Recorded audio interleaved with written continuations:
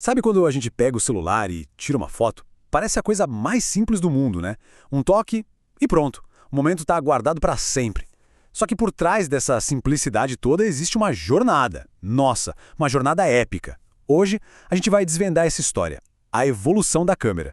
E aí fica a pergunta: como foi que a gente saiu de uma caixinha escura que mal projetava uma imagem para um aparelho que fotografa galáxias a milhões de anos-luz de distância? A resposta, olha, não está só na tecnologia, está numa busca muito humana, o nosso desejo de congelar o tempo. É uma história fascinante que mistura ciência, arte e muita curiosidade. Vamos nessa!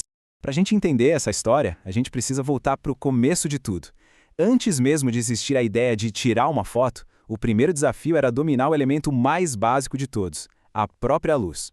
O próprio nome já entrega o segredo, né? Fotografia. Vem lá do grego photos, que significa luz, e graphem, que é desenhar. Ou seja, é literalmente a arte de desenhar com a luz.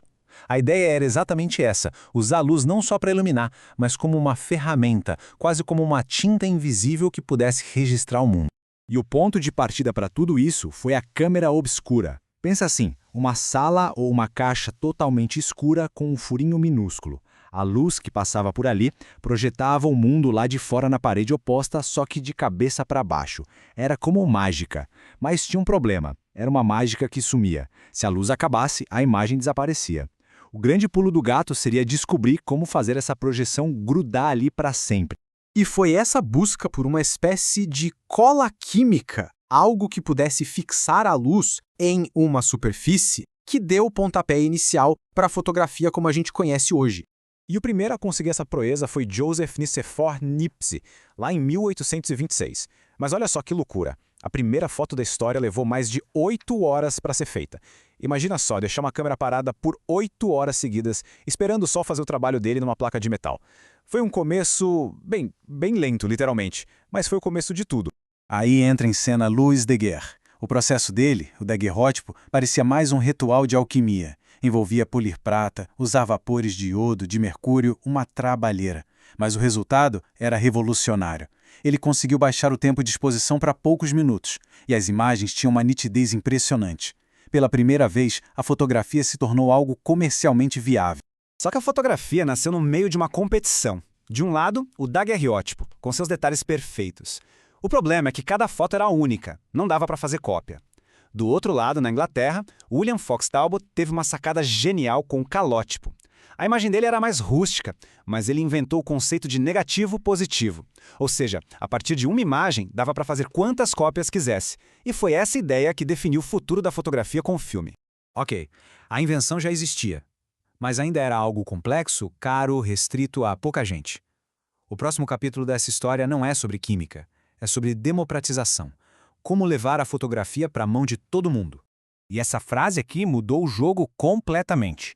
George Eastman, o fundador da Kodak, teve uma visão genial. Ele queria tirar toda a complicação da química e deixar o processo simples para qualquer pessoa. $1. Foi esse o preço que mudou tudo. Em 1900, a Kodak lançou a câmera Brownie por $1. De repente, registrar a própria vida não era mais um luxo. Todo mundo podia ter uma. Os álbuns de família, como a gente conhece hoje, nasceram ali. A fotografia finalmente tinha se tornado popular.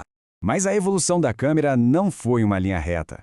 Pelo contrário, os próximos grandes saltos não vieram de estúdios fotográficos, mas de lugares que a gente nem imagina, campos de teste de mísseis e observatórios espaciais.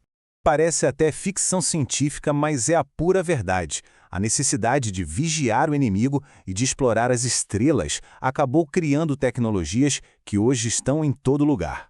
Sabe quando a gente assiste a um show ou um jogo e tem aquelas câmeras que se movem sozinhas, dando zoom e girando? Essa tecnologia, a câmera PTZ, nasceu da necessidade de observar com segurança os testes de mísseis alemães na Segunda Guerra. Uma coisa levou à outra. E aqui a gente chega na grande virada para o mundo digital. Para deixar o filme de lado, era preciso um jeito de capturar a luz eletronicamente. A primeira grande resposta foi o sensor CCD. E essa analogia dos baldes de chuva é perfeita para entender. Cada pinguinho de luz que atinge o sensor é coletado, transformando luz em informação elétrica. Os sensores CCD eram ótimos, mas gastavam muita energia. Aí quem entrava na jogada? A NASA.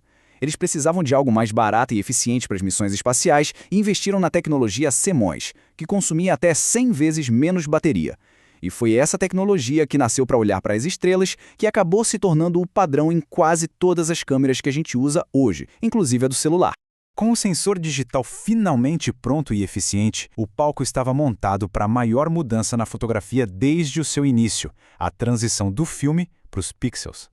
E foi assim que a revolução digital começou. Não com um aparelho bonito e elegante, mas com esse trambolho aí. Pesava quase 4 quilos e levava 23 segundos para gravar uma única foto em preto e branco numa fita cassete. Era desajeitado, era lento, mas a prova estava ali. Era possível tirar uma foto sem precisar de filme. E a partir daí, a evolução foi meteórica. Nos anos 90, as primeiras câmeras digitais chegaram às lojas. Nos anos 2000, as DSLRs viraram padrão para os profissionais. E mais recentemente, nos anos 2010, as câmeras mirrorless apareceram. Menores, mais leves e com uma qualidade de imagem espetacular. E tudo isso nos traz ao capítulo final, que na verdade é o capítulo que a gente está vivendo agora, o momento em que a câmera e o telefone se tornaram uma coisa só. E é aqui que a história toda se conecta. Aquela tecnologia de sensor CMOS desenvolvida para a exploração espacial é o que tornou possível colocar uma câmera tão poderosa no bolso de todo mundo. Isso não só democratizou a captura de imagens, mas também o compartilhamento instantâneo em escala global. E aqui está a jornada toda, resumida. Em menos de 200 anos, a gente saiu de uma imagem que levava 8 horas para ser feita para um dispositivo que captura e compartilha com o mundo todo em 1 segundo. Cada passo desse foi uma revolução por si só. Isso tudo deixa uma pergunta no ar, né? Depois de uma jornada que começou com uma caixa com um furo e chegou num supercomputador de bolso, como é que vai ser o próximo capítulo dessa história de desenhar com a luz? A evolução, com certeza, não para por aqui. É algo para a gente pensar. Valeu pela companhia nessa análise.